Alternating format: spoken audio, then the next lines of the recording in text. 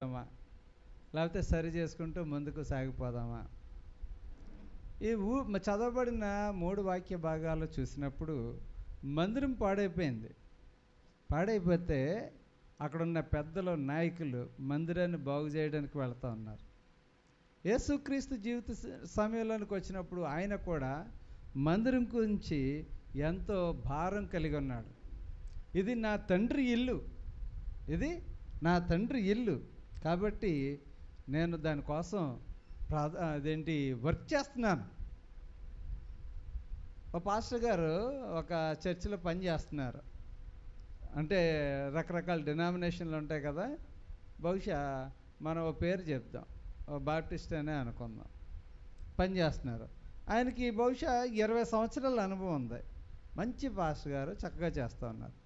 అక్కడ ఏదైనా గొడవ వచ్చిందనుకో, నువ్వు మా పాస్టర్ గారో కాదు, అయినా సరే నిన్ను అడాప్ట్ చేసుకున్నావంటారు. ఇదేంటి, 30 సంవత్సరాల నుంచి పనిచేస్తున్నాడు, కానీ ఆయనట బాప్టిస్ట్ కాదట, కానీ బాప్టిస్ట్లో పని చేయించుకుంటున్నారట. ఇది చాలా విచిత్రంగా ఉంది. మరి 30 సంవత్సరాల నుంచి పనిచేస్తున్నాను, నా చరిత్ర అంతా బాప్టిస్ట్లోనే, నా సండే స్కూల్ బాప్టిస్టు, పెరిగింది బాప్టిస్టు, ఇప్పుడు ఏదైనా పని వచ్చిందనుకో మా చర్చ్ కాదు అనేస్తా ఉన్నారు. అనేక సందర్భాల్లో దేవుని చర్చ్ కోసం కూడా ప్రజలు ఏమంటున్నారంటే, ఇది నేను బాప్టిసం తీసుకున్న స్థలం కాదు, ఓకే, ఇది పని వస్తే అసలు మా చర్చే వేరు అనే సమయంలో ప్రజలు అనుకుంటూ ఉన్నారు.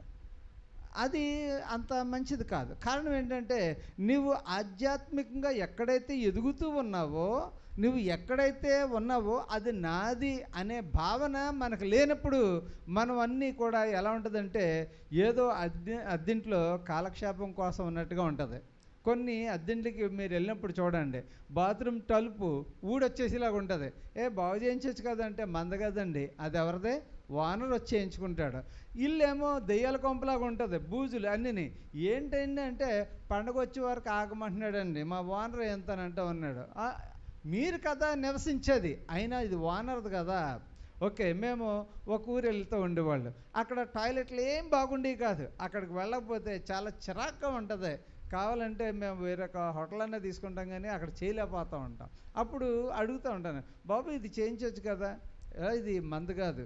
ఏంటిది, అక్కడ ఉంటున్నాడు కానీ అది మంద కాదు, కానీ కాపురం చేసేది నువ్వే కదా, కాబట్టి నువ్వేం చేయాలా, అది నాది అని అనుకోవాలి.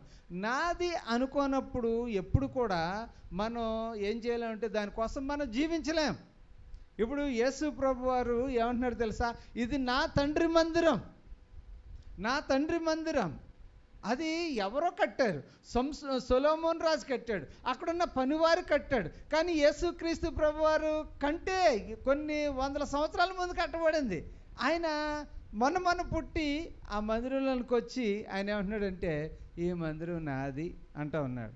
దానికోసం ఆయన జీవిస్తూ ఉన్నాడు. ఆయన ఏం చేస్తున్నాడు తెలుసా, తాళ్లతో కొరడా చేసి అక్కడ వ్యాపారం చేసే వాళ్ళందరినీ బయటకు వెళ్ళగొడతామన్నారు. కొన్నిసార్లు అదే నేను ఒక్కొక్కసారి చూస్తూ ఉంటాను. ఒక ఇంటర్వ్యూ చదివాను. ఆ ఇంటర్వ్యూ ఎలాగున్నదంటే, చాలా దూరం, కంపెనీ చాలా దూరం, ఇక్కడ నుంచి చుట్టూరు ఏటట వాటర్ గార్డెన్స్ అన్నీ ఉంటాయట. మేనేజర్కి ఇంటర్వ్యూకి పిలిచారు. పిలిచినప్పుడు అది నేను చాలాసార్లు చదివాను, మీరు చదివే ఉంటారు. ఇంటర్వ్యూకి పిలిచారు, అందరూ వెళ్ళారు ఇంటర్వ్యూకి. అయితే ఒక కుర్రాడు ఏం చేశాడట, మామూలుగా ఇంటర్వ్యూకి వెళ్ళిపోయిన తర్వాత పేపర్లు ఏం చూడకుండా బాబు ఈ పోస్ట్ నీదే అని ఇచ్చారట. ఇదేంటి, నన్ను ప్రశ్నలు వేయలేదు, నా ఎడ్యుకేషనల్ క్వాలిఫికేషన్ చూడలేదు, ఏంటి ఇంటర్వ్యూ పోస్ట్ నీదే అంటున్నారు, అసలు ఏం చూసారేంటి నాలోని అని అడిగాడట. అడిగితే, నీవు వస్తూ ఆ ట్యాప్ ఉన్న చూసావా, నీళ్ళు వదిలేసాం, కానీ నువ్వు దాన్ని కట్టేసి వచ్చావు చూసావా, అప్పుడు నీవు వాటర్ గురించే కాదు, మీ ఇంటి కోసం కూడా ఎంత శ్రమ పడుతున్నావో నాకు అర్థమైంది. నీవు ఇక్కడ నిన్ను సూపర్వైజర్గా పెట్టుకున్నావు అనుకో, ఏ నీరు వ్యర్థం కాదు, ట్యాప్లన్నీ కడతామని ముందుగానే మేము అనుకుంటున్నాం. అప్పుడు అన్నాడట, మా డాడీ ఒక నీళ్లు చుక్కలు పడుతుంటే రే వెళ్ళి కట్టేయండిరా, నీళ్లు పోతున్నాయి, ఆపండిరా, చూడండిరా అంటూ ఉండేవాడు. అందుకని ఆ అలవాటు చొప్పున ఇది కూడా చుట్టూరు చూశాను, ఎవరు లేరు, అందుకని నేనే కట్టేశాను. ఓకే, మేము వస్తాం అన్నప్పుడు ఫ్యాన్లన్నీ నీ హాల్లో ఉన్నాయి. ఆ ఫ్యాన్లు అలా తిరుగుతున్నాయి, నీవు కూర్చున్న దగ్గర మాత్రం ఉంచుకుని మిగతా ఫ్యాన్లన్నీ ఆపేసావు, చుట్టూరు చూసావు, ఎవరు లేరు. ఇది నాది కాదు అనుకోలేదు, నువ్వు ఎందుకు అనవసరం తిరుగుతున్నాయని స్వచ్ఛలు ఆపేసావు. చూసావా, ఆ బాధ్యత నువ్వు అనుకుంటున్నాము, నువ్వు దీనికి సరైన మేనేజర్ అనుకుంటున్నావు. అలాగే అక్కడికి వచ్చినప్పుడు పేపర్లు చిందరవందరగా ఉన్నాయి, నీది కాదు పని అనుకోలేదు, నువ్వు తీసి చక్కగా టేబుల్ మీద పెట్టావు ఇక్కడికి వచ్చే ముందు. ఇవన్నీ మేము కెమెరాల్లో చూస్తూ ఉన్నాం. ప్రియమైన స్నేహితులారా, ఈ దినాన మనము నా తండ్రిని గురించిన, నా ఇంటిని గురించిన ఆ ఆసక్తి నన్ను భక్షించుచున్నది. చాలామంది పిల్లలు ఇంట్లో పనులు చేయరు, బయట వాళ్ళు అందరూ పనులు చేసి వస్తారు, ఇంట్లో పని చేయరు. కరెంటు బిల్లు కట్టమంటే కట్టరు, రే బాబు కొంచెం అది క్లీన్ చేయాలంటే చేయరు. అదే దాని బదులు ఎక్కడికన్నా వెళ్ళిపోయి ఏదైనా చేయమంటే ఎరగబడి చేసేస్తూ ఉంటారు. ఫస్ట్ మన ఇంటిని మనం శుభ్రం చేయడం అలవాటు చేసుకోవాలి. మన ఇంటి గురించిన భారము, ఆ యొక్క బాధ్యత మనకు ఉండాలి. ఆ ఇంటిని గురించిన శుభ్రత మనకు ఉండాలి. తన సొంత సంఘాన్ని గురించిన భారము, ఇందులో మనం నేర్చుకుంటున్నాం, చదువుకుంటున్నాం, ఎదుగుతున్నాం కాబట్టి దీని గురించిన భారం ఉండాలి. ఇక్కడ ఏమంటున్నాడు తెలుసా, చాలా చక్కగా ఉంది, చూడండి. యోహాను సువార్త 2వ అధ్యాయంలో యేసుక్రీస్తు చెప్పిన మాటను మనం మరొకసారి చదివినట్లయితే చాలా క్లియర్గా ఉంది. ఆయనను గురించిన ఆసక్తి అట ఆయనను భక్షించుచున్నదట. చూడండి, నీ ఇంటిని గురించిన ఆసక్తి నన్ను భక్షించుచున్నది. దేవునికి స్తోత్రం, హల్లెలూయా. నేను కొన్ని చోట్లకు వెళ్ళినప్పుడు అరే మా చర్చి కూడా ఎలాగుంటే బాగుండు. నేను కూడా ఈ మధ్యకాలంలో వేరే చర్చికి వెళ్తున్నాను, తాళదోడి చర్చి. అక్కడ ఓకే కార్పెట్లు సరిగా లేవు, ఓకే నెక్స్ట్ టీంకి కార్పెట్ కొనేస్తాను, అక్కడ మ్యూజిక్ ఏమీ లేదు, ఓకే క్యాష్ అక్కడ పెట్టేసాను. ఇక్కడ ఇది పర్మనెంట్గా ఉంటుంది కాబట్టి ఇక్కడ పాటలు మీరు చక్కగా పాడవచ్చు, బయట ఇవన్నీ చేస్తాం. వెళ్ళినప్పుడల్లా దాని గురించిన ఆసక్తి భక్షిస్తూ ఉన్నదంటే, నీ ఇంటిని గురించిన ఆసక్తి, కుటుంబాన్ని గురించిన ఆసక్తి, లేకపోతే ఫ్యామిలీని గురించిన ఆసక్తి, సంఘాన్ని గురించిన ఆసక్తి మనము చాలా నిర్లక్ష్యంగా మనం ఉండకూడదు. కారణం ఏంటంటే కుటుంబం గురించి ఆసక్తి ఉండాలి, సంఘం గురించి ఆసక్తి ఉండాలి. లేదంటే మనము దేని కోసం పనిచేస్తున్నామో దాని గురించిన ఆసక్తి ఉండాలి. లేనప్పుడు మనం కేవలము నిమిత్త మాత్రములుగా ఉంటాం. యేసుక్రీస్తు ప్రభువారు చర్చికి మాత్రం వెళ్ళడం లేదు, అక్కడున్న ప్రతి దాన్ని ఆయన గమనిస్తూ ఉన్నాడు. ఆయన ఏమంటున్నాడంటే తాళ్లతో కొరడాలు చేసి గొర్రెలను బయటకు కొట్టేశాడు, ఎడ్లను బయటకు కొట్టేశాడు.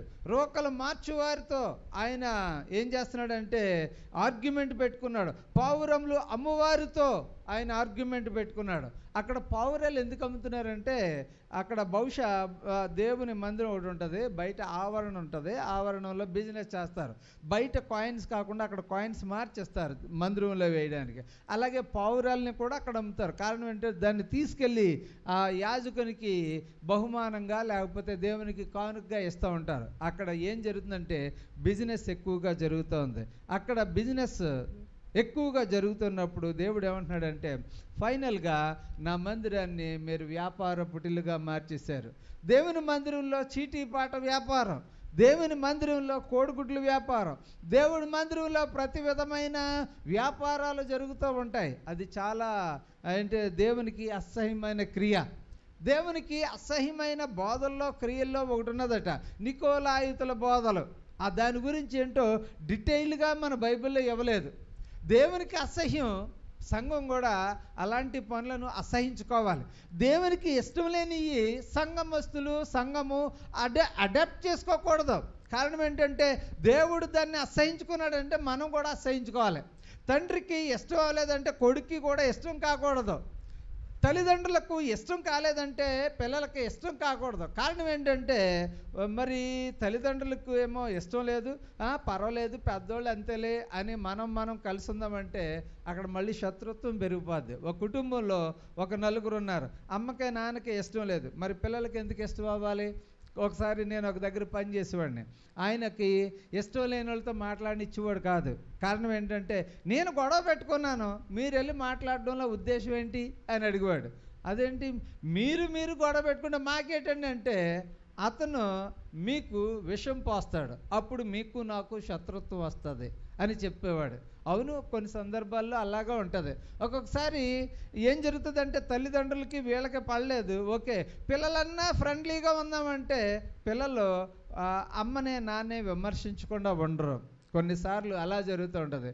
కొన్ని కుటుంబాల్లో ఎందుకు ఇలాంటి చర్చలు వస్తాయంటే, విమర్శనాత్మకమైన విషయాలు ఎక్కువ వస్తూ ఉంటాయి. యేసుక్రీస్తు ప్రభువారు చెప్తున్నారు, నీ ఇంటిని గురించిన ఆసక్తి, దేవుని ఇంటిని గురించిన ఆసక్తి మనకు ఎంతైనా అవసరం. దాని శుభ్రత కోసం వర్క్ చేయడం అవసరం, దాని డెవలప్మెంట్ కోసం పని చేయడం అవసరం, దానికోసం మనం ఏంటంటే జీవించాల్సిన అవసరం ఉంది. ఒక ఆయనతో నేను మాట్లాడుతూ ఉన్నాను, అన్ని ప్రోగ్రాంలోనండి చర్చిలో, యూత్ ప్రోగ్రామ్ దానికి కాంట్రిబ్యూషన్, ఇంకా ఏదో programme, women fellowship, men's fellowship, ఇవన్నీ నేను ఉంటాను. యూత్ ప్రోగ్రామ్ అయితే ఎవరే మీరు సంపాదించుకునివ్వండి అంటాను. Very good good good. చాలాసార్లు అన్నీ కూడా మనీ మ్యాటర్సే. అంటే మనీ ఊరకనే రావడం లేదు, చెట్లు కాయడం లేదు, అన్ని కష్టపడి చెమటోడ్చి సంపాదిస్తేనే డబ్బులు వస్తూ ఉన్నాయి. కానీ దేవునికి నిర్ణయించుకున్నది దేవునికి ఇవ్వడంలో తప్పులేదు. దానికంటే మించి ఇవ్వడం అనేది ఉన్న చూసారా, తల్లిదండ్రులకి కష్టమే, బిడ్డలకి కష్టమే. కానీ నీ ఇంటిని గురించిన ఆసక్తి, ఇంట్లో ఒక్కొక్కసారి మన అది కుటుంబం బాగోలేదనుకోండి, వాల్ పెయింట్స్ బాగోలేదు, వెంటనే అది మార్చుకుంటూ ఉంటాం. ఏదైనా బాగోలేదు అది చక్కగా చేసుకుంటూ ఉంటాం. కారణం ఏంటంటే, మన ఇల్లు నేను బాగు చేసుకోవాలి, నా సంఘము నేను వెళ్ళాలి, నా మందిరము నేను జీవించాలి, నేను కాకపోతే ఎవరు అనే భారం ఎప్పుడైతే కలిగిందో నిజంగా అది అద్భుతమైన సంఘం అవుతుంది. నీవే చక్కగా సెంట్రల్ ఫిగర్ అయిపోతావు. కారణం ఏంటంటే, ఎప్పుడో ఒకప్పుడు మూల కూర్చున్న వాళ్ళు ముందుకు వచ్చేస్తున్నారంటే దానికి కారణం ఏంటంటే, నువ్వు ముందుకు రావడం లేదు, అందుకని ఎవరో వస్తున్నారు ముందుకి. నువ్వు ముందుకు వచ్చినప్పుడు వేరొకరు ఎందుకు ముందుకు వస్తారు? మనమందరం ఫస్ట్ రోలో కూర్చునేలాగా మనం ఏం చేయాలంటే, ఎక్కువగా ఆసక్తి కలిగి ప్రార్థన చేయాలి. ఈ ఆసక్తి కోసం చెప్తూ ప్రకటన గ్రంథంలో ఏమంటున్నాడంటే, నీకు తొలి ప్రేమను నువ్వు విడిచిపెట్టేసావు. అన్ని సందర్భాల్లోనూ కూడా ఈ ఎఫెసీలు ప్రకటన గ్రంథంలో 2వ అధ్యాయంలో మరి చాలా చక్కగా రాస్తూ ఉంటాడు. ఈ వచనాలు నాకు చాలా ఇష్టమైన వచనాలు. ఏంటి, దేవుడు క్లియర్గా రాస్తూ తన బిడ్డ ఏం పేరు యోహాను గారికి సెలవిస్తూ ఆయన చూచిన విషయాల్ని చెప్తూ ఉన్నాడంట. ఇది చూడండి, ప్రకటన గ్రంథము 2వ అధ్యాయము 1వ వచనంలో, ఎఫెస్సులో ఉన్న సంఘపు దూతకు ఎలాగు రాయము, 7 నక్షత్రములు తన కుడి చేత పట్టుకొని 7 దీపస్తంభముల మధ్య సంచరించువాడు చెప్పు సంగతులేమనగా. దేవుడు ఏం చేస్తున్నాడు తెలుసా? సంచరిస్తూ ఉన్నాడు, ఆయన చూస్తూ ఉన్నాడు. నేను ధ్యానం చేస్తూ ఉన్నప్పుడు ఆ దేవుడు ఎక్కడో ఉన్నాడు. కొంతమంది అంటాడు, ఉన్నావా, నీవు అసలు ఉన్నావా, ఉంటే కళ్ళు మూసుకున్నావా, ఇలాగ అనుకుంటూ ఉంటారు. కానీ అది పద్ధతి కాదు. ఒక్కొక్కసారి నువ్వు ఎలాగున్నావు, ఎక్కడున్నావు, ఇలాగా. గాడ్ ఈజ్ నాట్ ట్రాన్సెండెంటల్, ఆయన మనతో ఉండే దేవుడు. అందుకనే ఆయన పేరు ఇమ్మానుయేలు, మన మధ్య ఉన్న దేవుడు, మనకు తోడుగా ఉన్న దేవుడు. ఆయన అగ్నిలో తన బిడ్డలు నడిచినప్పుడు వారికి తోడుగా ఉన్న దేవుడు. దానియేలును సింహాల బోనులో వేసినప్పుడు ఆయనకు తోడుగా ఉన్న దేవుడు. ఆయన యోసేపును గుంటలో వేసినప్పుడు ఆయనకు తోడుగా ఉన్న దేవుడు. మనం ప్రయాణం చేసినప్పుడు మనకు తోడుగా ఉన్న దేవుడు. కానీ చాలామంది ఏమనుకుంటారంటే, ఓ ఆయన దేవుడు, ఆయన గురించి రకరకాలుగా అనుకుంటారు. బైబిల్ ఏం చెప్తుంది? కీర్తన గ్రంథము 33వ అధ్యాయము 13వ వచనం నుండి 15వ వచనం వరకు ఒకరు చదవాలి. కీర్తన గ్రంథము 33వ అధ్యాయము 13 నుంచి 15. యెహోవా ఆకాశములో నుండి కనిపెట్టుచున్నాడు, ఆయన నరులందరినీ, ఓ దేవునికి స్తోత్రం, హల్లెలూయా.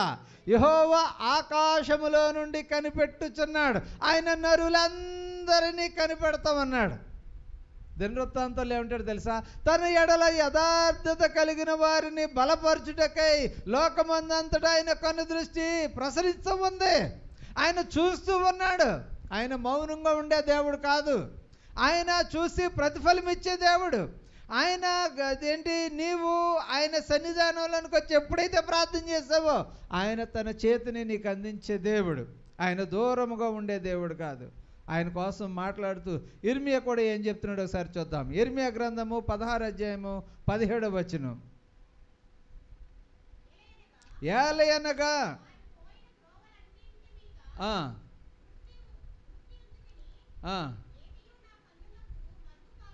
చూడండి, దేవుడు మాట్లాడుతూ ఉన్నాడు. అదేంటి, ద్రోవలన్నిటి మీద నా దృష్టి ఉంచాను, ఏది నా కన్నులకు మరుగు కాలేదు. దేవుని కనబడకుండా ఏదో పని చేయాలనుకుంటూ ఉంటాం. ఒక్కొక్కసారి ఇల్లు విడిచిపెట్టి వెళ్ళారు అనుకోండి, అబ్బా సంఘానికి దూరంగా వచ్చాను, ఇల్లుకి దూరంగా వచ్చాను, ఇప్పుడు చక్కగా సినిమా థియేటర్కి వెళ్ళొచ్చు అనుకున్నాం అనుకోండి, అక్కడ ఎవరో ఒకరు తగులుతారు. వాళ్ళు తగిలే సంగతి అలాగ ఉండండి, దేవుడు చూస్తాడు కదా. ఎందుకంటే దేవుడు మనతో ఉన్న దేవుడు, ఆయన మనల్ని విడిచిపెట్టే దేవుడు కాదు. ఎవరికి వెళ్ళలేదు, మేము స్టేట్కి వెళ్ళిపోయాం కాబట్టి అక్కడ ఎలాగైనా జీవించవచ్చు అనుకున్నారనుకోండి, అక్కడ దేవుడు ఉన్నాడు. ఒక స్టోరీ నా చిన్నప్పుడు మా మాస్టర్ చెప్పారు, మీకు కూడా తెలిసే ఉంటుంది. ఏంటి, నక్కకి ఆ రోజు భోజనం దొరకలేదంట. భోజనం దొరకపోతే ఏదో భూమి దగ్గర అప్పు అడిగిందంట. ఏమని, నాకు ఈరోజు చాలా ఆకలిగా ఉంది, ఏమన్నా భోజనం పెడతావా అని. ఓకే పెడతాను. భోజనం పెట్టింది. మరి ఎప్పుడు ఇచ్చేస్తావు? 2 రోజుల్లో ఇచ్చేస్తాను. ఓకే, నక్క తీసుకుని హ్యాపీగా తినేసి కడుపు తింపేసుకుంటే 2 రోజులు పోయిన తర్వాత భూమి అడిగిందంటే, ఏం చేశాను అప్పు సంగతి అన్నదంట. ఇచ్చేస్తాను 2 రోజుల్లో అని అనుకున్నదంట. ఎక్కడ కదా నేను అప్పు చేశాను కాబట్టి ఆ గ్రామం వెళ్ళిపోదాం అనుకున్నదంట. అక్కడికి వెళ్ళిపోయిన తర్వాత 2 రోజులు ఆగి మళ్ళీ భూమి అడిగిందంట, ఏది నా అప్పు సంగతి ఏం చేసావు అన్నదంట. నువ్వు అక్కడ కదా ఉండాలి, ఇక్కడ ఎందుకున్నావు అంటే, నేను భూమిని అక్కడ కూడా నేనే ఉన్నాను. ఓహో, ఇది మళ్ళీ ఇంకో దగ్గరికి వెళ్ళిపోయింది. అక్కడ కూడా భూమి అడిగింది, ఏది నా సంగతి ఏం చేసావంటే, ఇది కాదు పత్తని ఒక కన్ను పొడిసేసుకున్నదంట. కన్ను పొడిసేసుకుని అప్పుడు మళ్ళీ భూమి అడిగిందంటే, అప్పు సంగతి ఏం చేసావంటే, నేను నీ నక్కను కాదు, ఇదిగో చూడు నాకు ఒక కన్ను లేదు అంటే, నువ్వు పొడిసేసుకున్న సంగతి నాకు తెలుసులే.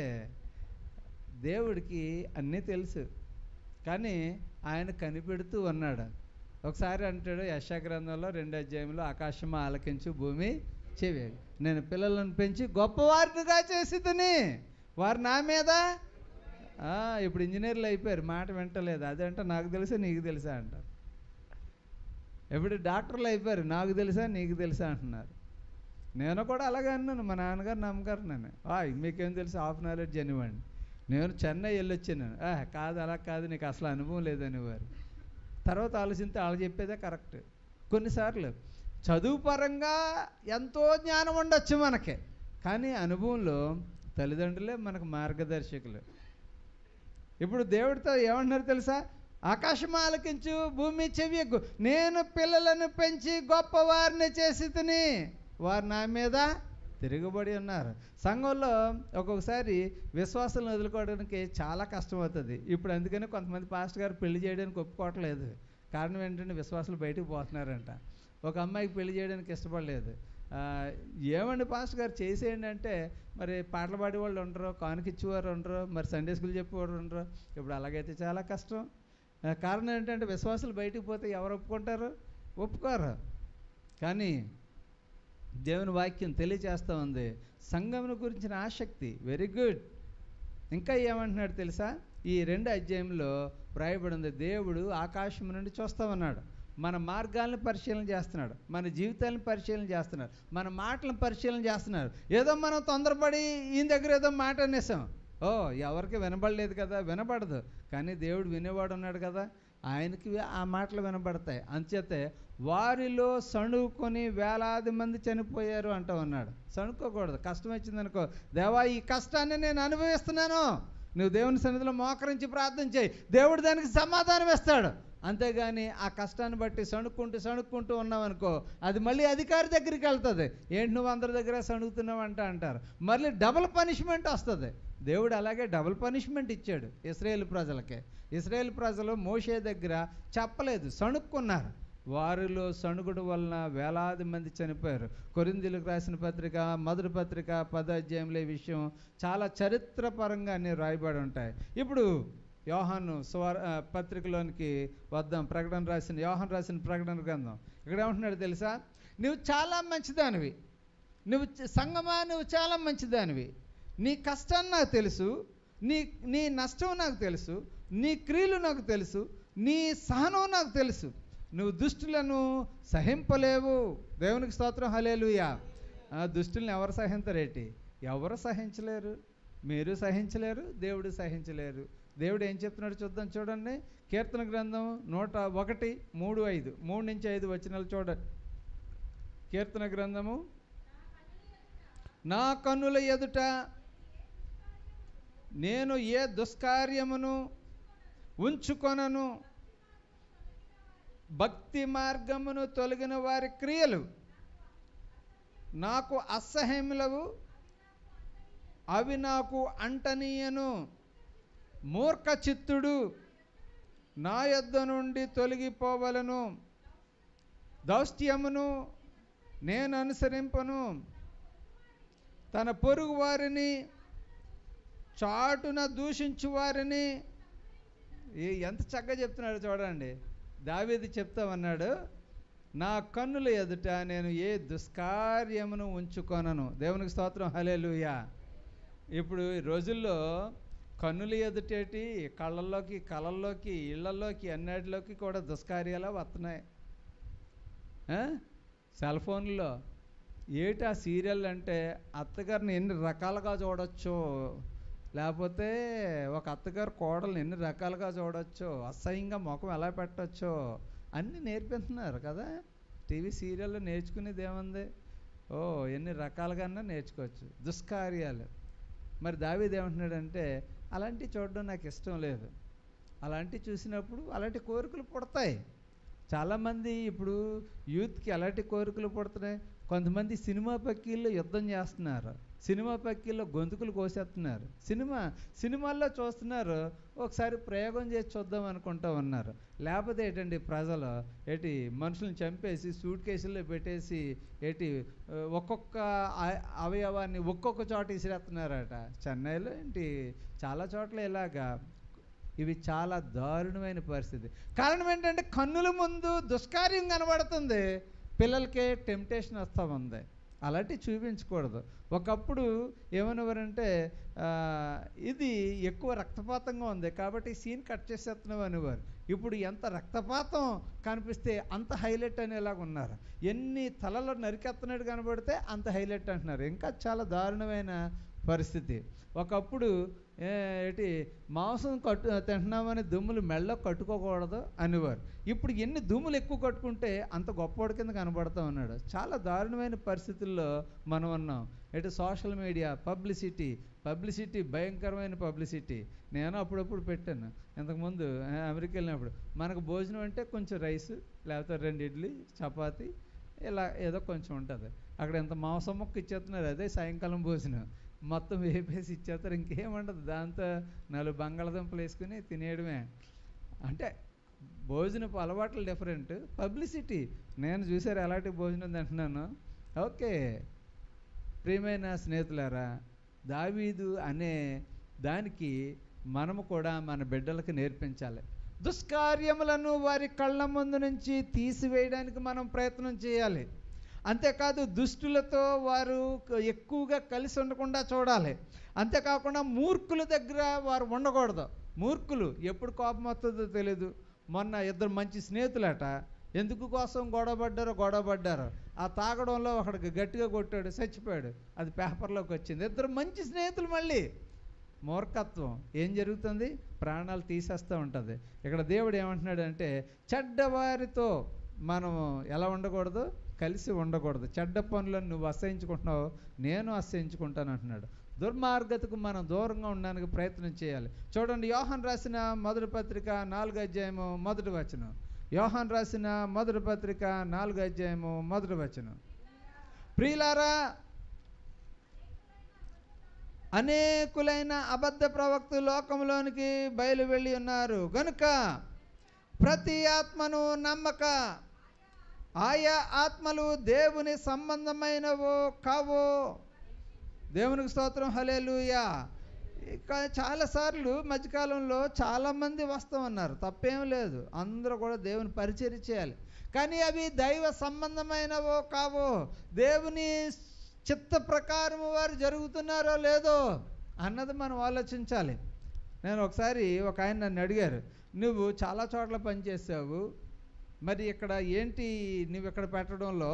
అతను నేను అన్నాను, ఇది ఒక మంచి 2 గ్రీకు పదం ఒకటి, హీబ్రూ పదం ఒకటి, 2 పదాలు ఉపయోగించాను.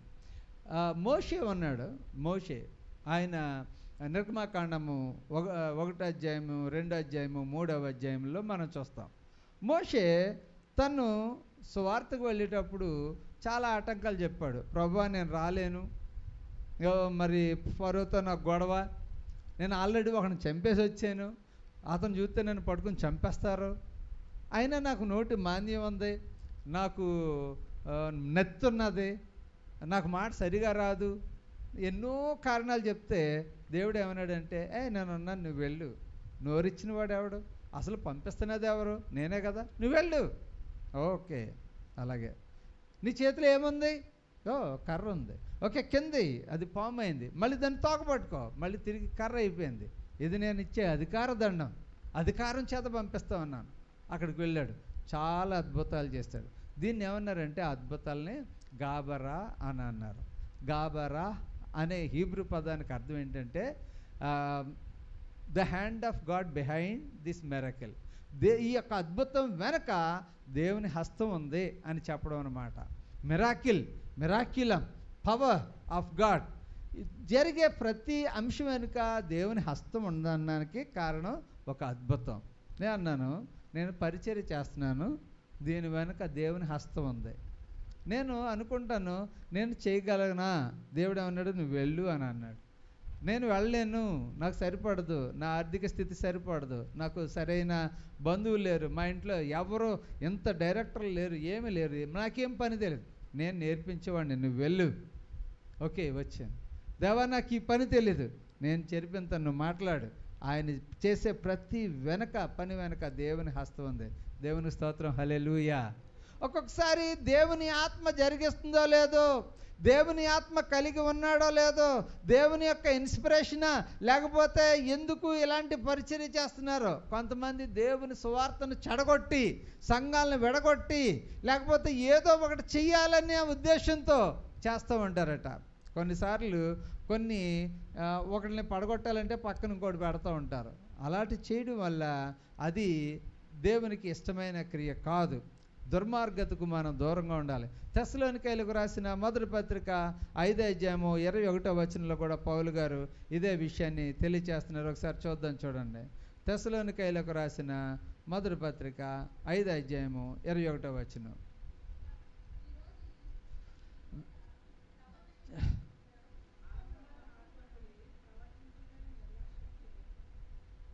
చదవండి అమ్మా.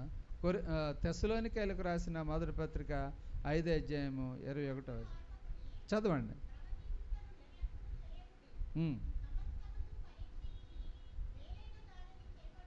ఇది ఇంపార్టెంట్ విషయం. సమస్తమును పరిశీలించి, అంటే ఇది దుర్మార్గత, ఇది మంచిదా, ఇది చెడ్డదా అనేది మనం ఆలోచించుకోవాలి. లేదనుకోండి మనం కూడా అదే ట్రాప్లో పడిపోతాం. నేను ఒకసారి ప్రసంగం చేశాను ఇక్కడ. దేని మీద అంటే మైండ్ మీద ప్రసంగం చేశాను. అది అమెరికాలో ఒక సహోదరి విన్నారు, వాళ్ళు ఇక్కడికి వచ్చినప్పుడు చేశానట. మైండ్ అంటే గ్రీక్ భాషలో 9 పదాలు ఉన్నాయి, 7 పదాలు ఉన్నాయి. నువోస్ అంటారు. నువోస్ అంటే మైండ్. తెలుగులో ఏంటి మైండ్ అంటే?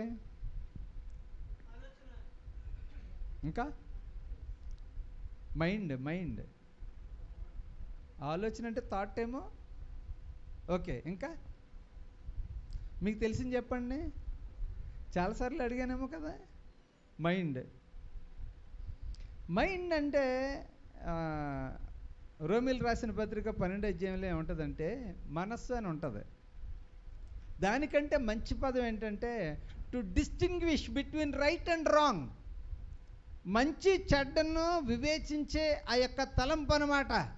ఆ మనసు. మార్కెట్కి వెళ్ళాం, వంకాయలు చూస్తున్నాం, చెడ్డ వంకాయలన్నీ పక్కన పెట్టేస్తాం, పుచ్చులన్నీ మంచి తీసుకుంటాం. ఓకే, బట్టల కొట్టుకెళ్ళాం, అక్కడ డాగ్ ఏదైనా ఉందనుకోండి, డ్యామేజ్లు ఏమన్నా, ఆ చీరలు పక్కన పెట్టేస్తాం, మంచిది తీసుకుంటూ ఉంటాం. ఒకవేళ ఏదైనా ఒక షాప్కి వెళ్తాం, ఇది బాగాలేదు, మంచి దానికోసం చూస్తాం, శ్రేష్టమైనది. మరి మన స్నేహితుల్ని కూడా శ్రేష్టమైన వాళ్ళు ఎంచుకోవాలి, సంఘాన్ని కూడా శ్రేష్టమైనది ఎంచుకోవాలి. అలాగే పాటలు, లేకపోతే మన ప్రార్థనా జీవితం, ప్రతిదీ కూడా శ్రేష్టమైనది. ఏది మేలైనది, నా అభివృద్ధికి కారణమేమైనది, నా యొక్క ఆత్మీయ స్థితికి కారణమైనది, నా జీవితంలో అభివృద్ధి పొందే ఒక మంచి స్థితి కలిగి ఉన్నది, ఇలాంటి ఆలోచన మనం కలిగి ఉండాలి. ఏదో అక్కడ అందరూ వెళ్తున్నారు కదా నేను వెళ్ళాలి, అందరూ చేస్తున్నారు కదా నేను చేయాలి అన్న దానికంటే మనకు కావాల్సింది ఏంటి తెలుసా? To distinguish which is good which is bad. ఏది పరిశీలించి ఏది ఉత్తమమైనదో, ఏది మాన్యమైనదో, ఏది అనుకూలమైనదో, ఏది దేవునికి ఇష్టమైనదో అంటామన్నాడు రోమీయులకు రాసిన పత్రిక 12:2 ఏది అనుకూలమైనదో, ఏది ఉత్తమమైనదో, ఏది మాన్యమైనదో, అది నువ్వోస్ మైండ్. మన మనసులన్నీ కూడా ఈ లోకానుసారముగా ఉంటామన్నాయి. మన మనసులన్నీ కూడా ఎక్కడ నవ్వు ఉన్నదో అక్కడికి వెళ్తున్నాయి, ఎక్కడ సంతోషం ఉందో అక్కడికి వెళ్తూ ఉన్నాయి, ఎక్కడ 10 మంది కలిసి ఆనందిస్తారో అక్కడికి వెళ్తూ ఉంటాయి.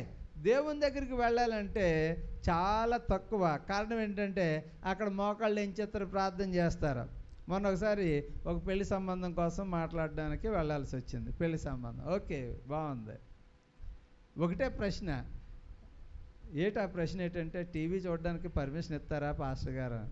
పాస్టర్ గారు ఏంటి టీవీ చూడడానికి? లేకపోతే పాస్టర్ గారికి త్వరగా పెళ్ళిళ్ళు అవ్వవు. కారణం ఏంటంటే ఆయన ఆత్మలు ప్రసంగాలు చేస్తారు.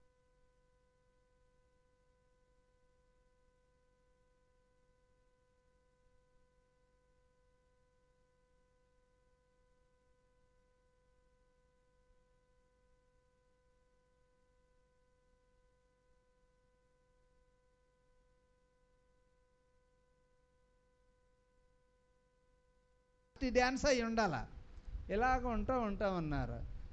ఎవరు అన్ని గృహాలు అలాగ ఉన్నాయి.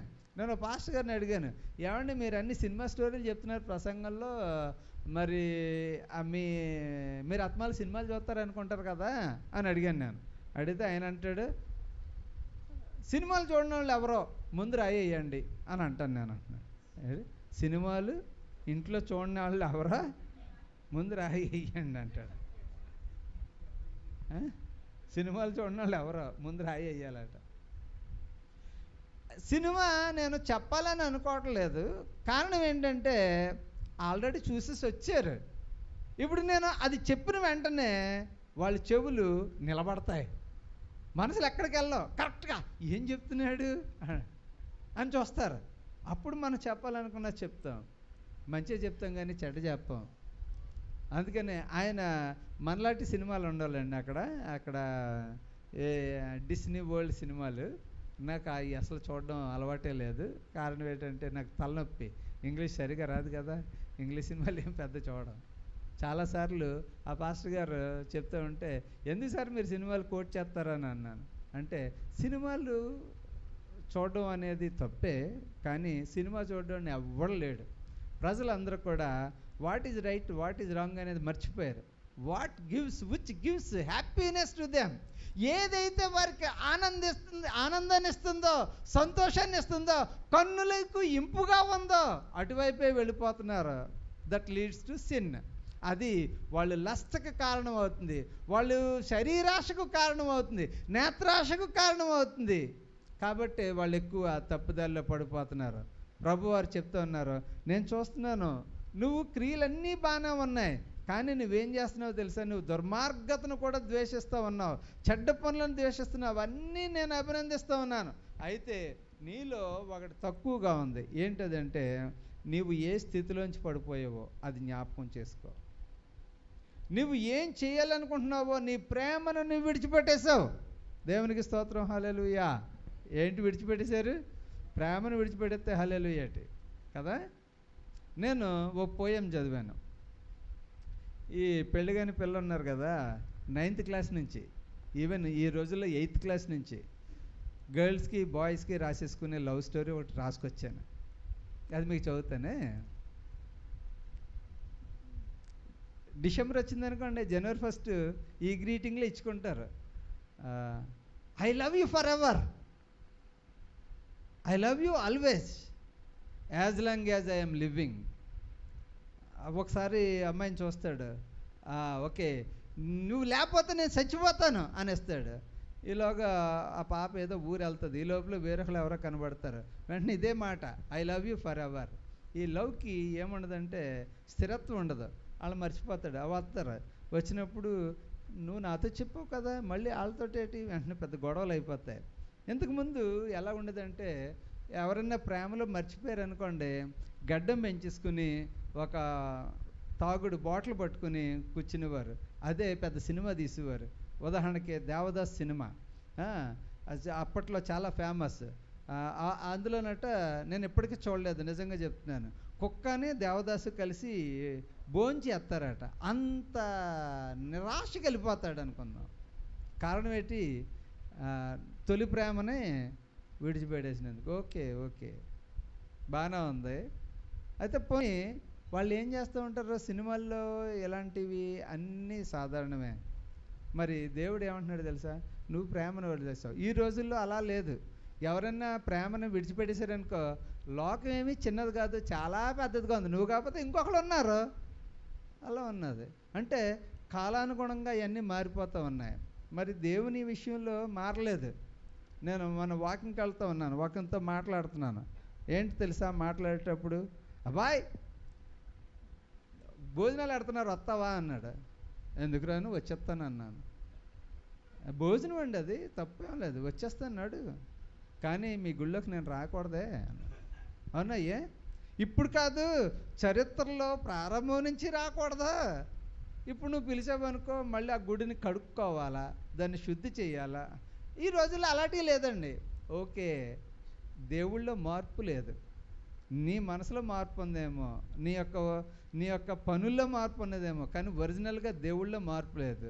మా దేవుడు ఒరిజినల్గా మొదటి నుంచి ఇప్పటి వరకు ఒకేలా ప్రేమిస్తామన్నాడు. ఆయన అప్పుడు భోజనానికి రమ్మన్నాడు, ఇప్పుడు భోజనానికి రమ్మన్నాడు. ప్రయాసపడి భారం మోచున్న సమస్తమైన వారలారా అని అన్నాడు. అక్కడ ఏ విధమైన ధనాపేక్షను లేకపోతే ఏ విధమైన క్యాస్ట్ను పెట్టలేదు, దేన్ని పెట్టలేదు. సమస్తమైన వారలారా, you Gentiles come, you Hebrews come, you Jewish come, ఎవరైతే వస్తారో రావాలనుకున్నారో ప్రతి ఒక్కరు రండి అని ఆయన ఆహ్వానాన్ని ఇచ్చాడు. మీరైతే అలాంటి ఆహ్వానాన్ని ఇవ్వలేదు. ఇప్పటికీ అది గమనిస్తూనే ఉన్నాం. దేవుడు తొలి ప్రేమను ఎప్పుడు విడిచిపెట్టలేదు. ఆయన ఎప్పుడు ఒకేలాగా. ఆయన యెషయా గ్రంథంలో ఏమంటో తెలుసా? లోబడనొల్లని ప్రజల వైపు నా చేతులు దినమంతయు చాపుచూ ఉన్నాను, ఇప్పుడైనా వారు మారు మనసు పొంది నా దగ్గరికి వస్తారేమో, నేను వాళ్ళు దీవిస్తానేమో అనుకుంటున్నాను అంటామన్నాడు. ప్రియమైన స్నేహితులారా, చాలాసార్లు ప్రజలు ప్రేమలో తప్పిపోతూ ఉంటారు. వీళ్ళు సోడా గ్యాస్ లాంటి వారు. సోడా గ్యాస్ మన ఏదో సోడా ఉంటుంది కదా, తీసుకొచ్చి గ్లాసులు వేసినప్పుడు బుడగలు వస్తాయి. ఒక గంట పోయిన తర్వాత చప్పగా అయిపోద్ది, ఎందుకంటే గ్యాస్ అంతా పోద్ది. కొత్తగా రక్షించబడినప్పుడు దేవుని కోసం ఎంతో చేసేద్దాం అనిపిస్తుంది, సంఘం కోసం ఎంతో చేసేద్దాం అనిపిస్తుంది. కాలక్రమేణా అలాగా ఆగిపోతూ ఉంటుంది. ఒక బాయ్ ఫ్రెండ్ ఉండేవాడట. అతను ప్రతిరోజు చక్కని ఏంటంటే జిలేబీ తీసుకొచ్చేవాడు, పువ్వులు తీసుకొచ్చి రోజు తీసుకొచ్చి ఇచ్చేవాడట. చాలా బాగుంది. పెళ్ళయింది, గులాబీలు తీసుకురావట్లేదు. పెళ్ళయింది, జిలేబీలు తీసుకురావట్లేదు. ఏమండి మీరు నా తొలి ప్రేమను విడిచిపెట్టారు అంటే, లేదు అతను విడిచిపెట్టలేదు. కానీ ఇప్పుడు సిచ్యువేషన్ మారిపోయింది. అప్పుడు నిన్ను ప్రేమించడం కోసం, అప్పుడు నిన్ను గణపరచడం కోసం, నీ గుర్తించడం కోసం అదే కంటిన్యూగా మనం ఉంచాలి. ప్రేమ ఎప్పుడు కూడా ఏం చేయాలి తెలుసా? పెంచి పోషించాలి. ఒక మొక్కని ఏ విధంగా నీరు పోసి చక్కగా వెలుతురు వచ్చేలాగా పెంచుతూ ఉన్నారో ప్రేమను కూడా అలాగే పెంచాలి. ఓసారి గిఫ్ట్ ఇచ్చేసామా, ఇచ్చాం కదా అమ్మన్నా అంటే సరిపోదు.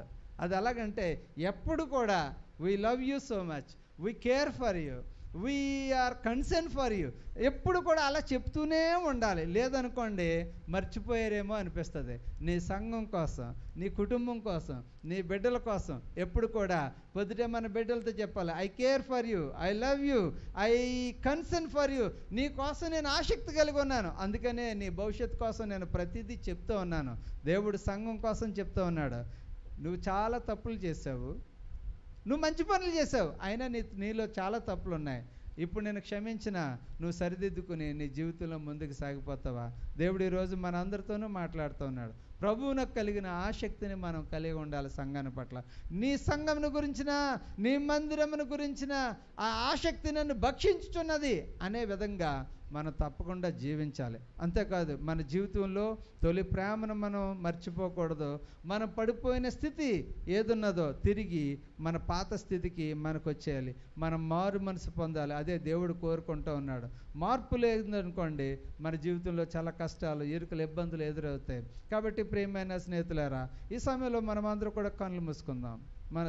మనం అందరూ కళ్ళు మూసుకుందాం, దేవుడిని అడుగుదాం. అనేక సార్లు మనం పడిపోతున్నాం, ప్రేమలో పడిపోతున్నాం, మన మొదటి స్థితి నుంచి పడిపోతూ ఉన్నాం, సంఘంలో పడిపోతున్నాం, దేవుని మందిరం గురించిన ఆసక్తిని చూపించలేక మనం పడిపోతూ ఉన్నాం. మన కుటుంబం గురించి ఆసక్తి ఉండలేదు, ఏ పనులు చేయాలని ఆసక్తి ఉండలేదు. మనకి ఆసక్తి అంతా ఈ లోకానుసారమైన పనుల వైపు, ఆనందం కలిగించే వాటి వైపు, ఇంకా మనకి ఎంటర్టైన్మెంట్ ఇచ్చే వాటి వైపే కానీ దైవభక్తి విషయంలో మనం దూరంగా ఉంటూ ఉన్నాం. దేవుడు ప్రతిదీ చూస్తున్నాడు. నీ మనసు చూస్తున్నాడు, నీ హృదయం చూస్తున్నాడు, నీ ఇల్లు చూస్తున్నాడు, నీ పరిస్థితి చూస్తున్నాడు, నీ స్థితి చూస్తూ ఉన్నాడు. నువ్వు పడిపోయిన స్థితిని చూస్తూ ఉన్నాడు. హల్లెలూయా. నీ పడిపోయిన స్థితిని చూస్తూ ఉన్నాడు. నిన్ను లేపాలని మరొక అవకాశాన్ని ఆయన ఇస్తూ ఉన్నాడు. నిదిగో నేను నీకు ఒక అవకాశం ఇస్తున్నావు, నువ్వు సరి చేసుకున్నావా? సరి. దేవుడు అడుగుతూ ఉన్నాడు, నువ్వు సరి చేసుకుంటావా? ప్రభువా నేను సరి చేసుకుంటాను, నా జీవితాన్ని నేను సరి చేసుకుంటాను. హల్లెలూయా, హల్లెలూయా. పరిశుద్ధుడైన తండ్రి నీకు వందనాలు చెల్లిస్తున్నాం. మా ప్రియ బిడ్డలందరి కోసం ప్రార్థన చేస్తున్నాం. ఎవరైనా పడిపోయి ఉంటే ప్రభువా వారిని తిరిగి నిలబెట్టండి. మొదటి ప్రేమను వదిలితే ప్రభువా మీరు నిలబెట్టండి.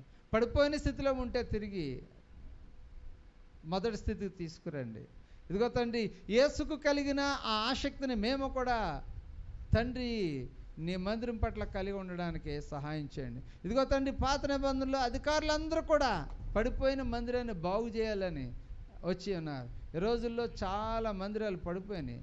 ఇదిగో తండ్రి, మందిరంలో ఎన్నో పనులు. ఓ ప్రభువా మీరు సహాయం చేయండి. మా బిడ్డలందరినీ మీరు దీవించి ఆశీర్వదించండి. ఈ వాక్యం ఎంతమంది అయితే విన్నారో ప్రతి ఒక్కరి జీవితంలో మీరు మేలు, మారు మనసు, ఆసక్తిని కలిగించమని ప్రార్థన చేస్తూ ఉన్నాం. వారి యొక్క హృదయవాంఛలు, తలంపులు మీరు తీర్చండి. యేసుక్రీస్తు నామమున బట్టి అడుగుచున్నాం తండ్రి.